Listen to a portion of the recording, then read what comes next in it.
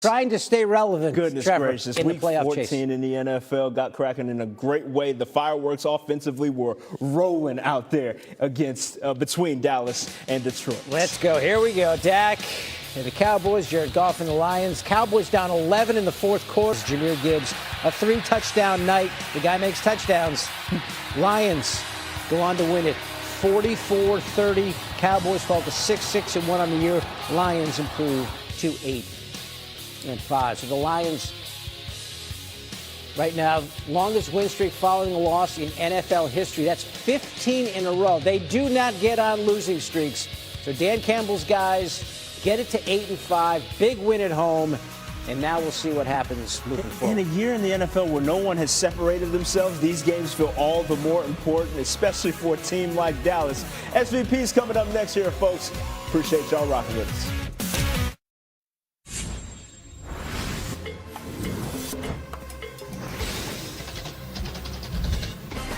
Hello and welcome. It's SportsCenter from the nation's capital. I'm Scott Van Pelt. A tremendous week in the NFL kicks off with a Thursday nighter between the Cowboys and the Lions. Damian Woody here to discuss that. Plus, we'll visit with a star from the Lions side as they got the victory. Plus, an historic streak for LeBron James comes to an end, but you're going to want to see how the decision he made allowed the Lakers to beat the Raptors in dramatic fashion. Plus, one big thing ahead of Sunday's final college football playoff rankings. We begin with the best thing I saw today.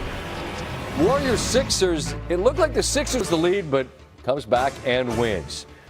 Week 14 in the NFL, absurd. It begins in Detroit. Lions, 14 consecutive wins following a loss. That's the third longest streak in the history. In that loss to the Packers on Thanksgiving, didn't practice all week. He was on the field, available for his squad. Big catch there. And then it's who else? Jahmyr Gibbs. He is an absolute monster. It's 10-3 Lions. Cowboys trailing 10-6. 3rd and 21. Dak, later in the game for Detroit, is on it. So it's 10-6. David Montgomery running through tacklers, and now he is free and in space. It's 17-6 Detroit. They would lead 20-9 at halftime. First play of the third quarter. Dak looking for George Pickens. The ball pops up in the air. Derek Barnes is there for the interception. Detroit trying to cash the turnover and make it really hurt. And it does. Goff on a perfect toss to Isaac Slaw. The rookie with the grab. It's 27-9. Dallas, the offense is certainly capable. We know this. Double move.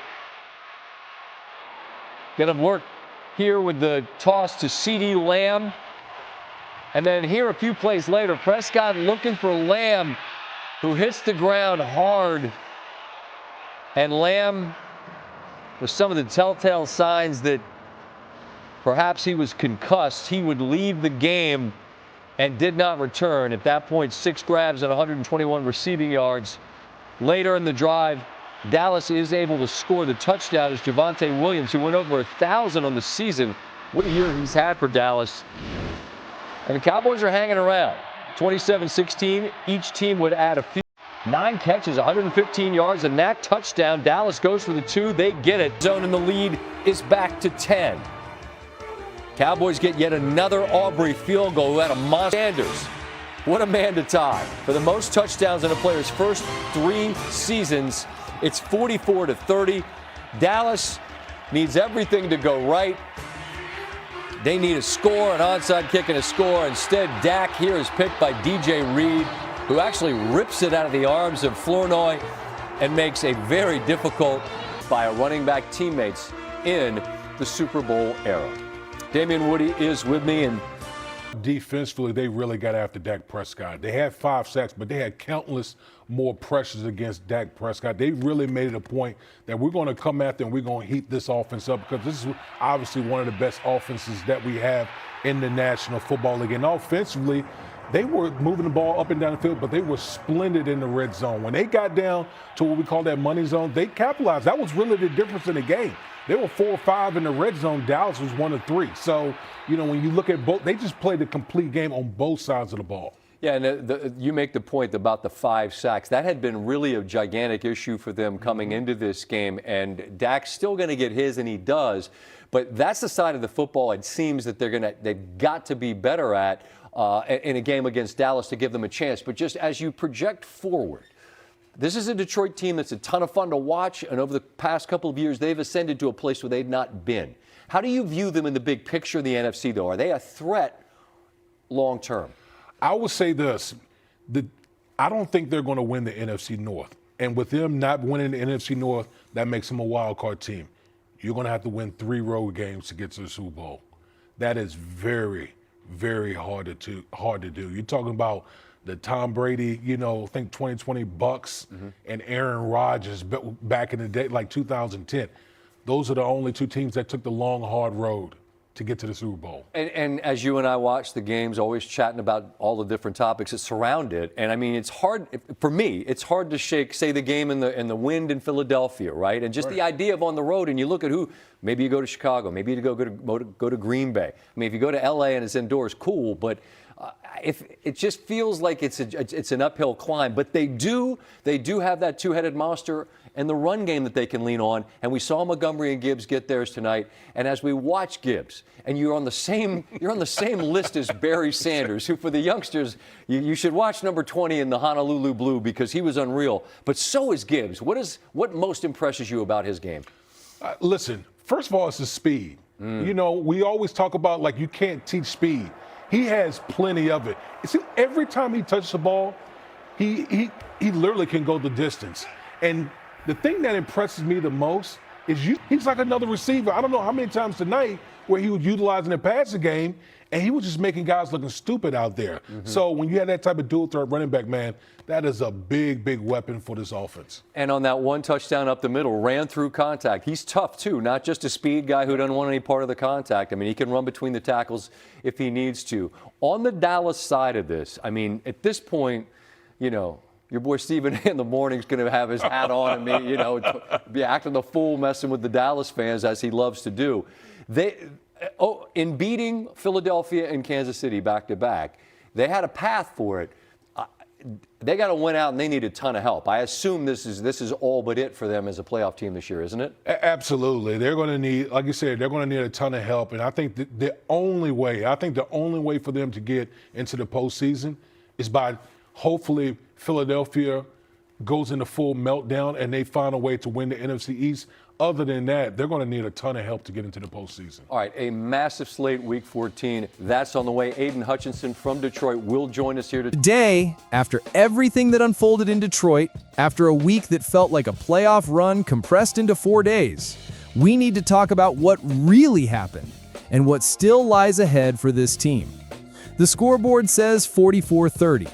But the story behind that loss is far bigger, far deeper, and far more important than the numbers themselves. This wasn't just another setback. This was a gut punch in a season built on defiance, survival, and fire.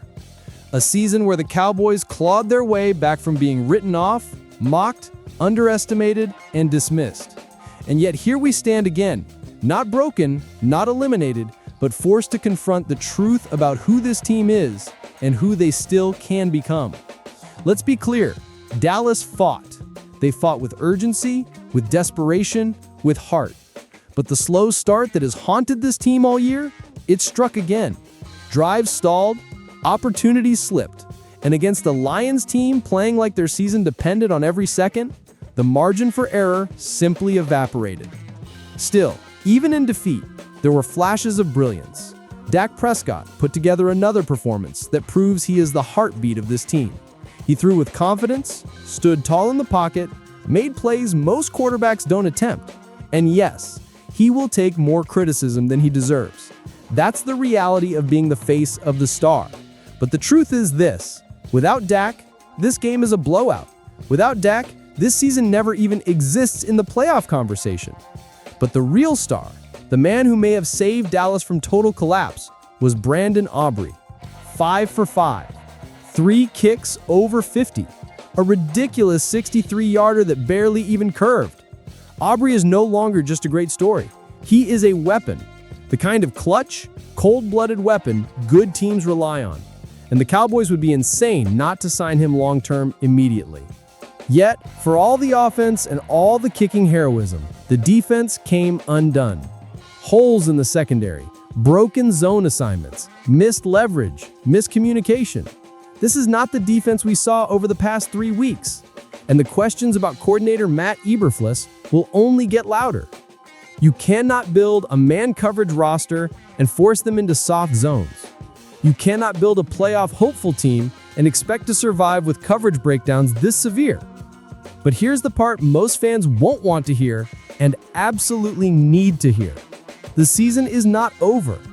The playoff path is brutal, but it exists. Dallas can still make noise. They can still shock the NFC. They still have Dak playing elite football. They still have Lamb, Pickens, Ferguson, Javonte Williams, and a kicker rewriting history books. They still have nights ahead where everything finally clicks at the same time. And maybe, just maybe, this loss becomes the spark, the wake-up call, the gut check, the moment a talented but inconsistent team learns what must change and what must sharpen if they want to matter in December and January. Cowboys fans, the story isn't finished, not even close. Now I want to hear from you. Did this loss change your belief in Dallas, or are the Cowboys still alive in your eyes? Drop your thoughts in the comments, hit like to support the channel, and subscribe to Dallas Report so you never miss a moment in this wild, unpredictable, unforgettable season. The fight continues.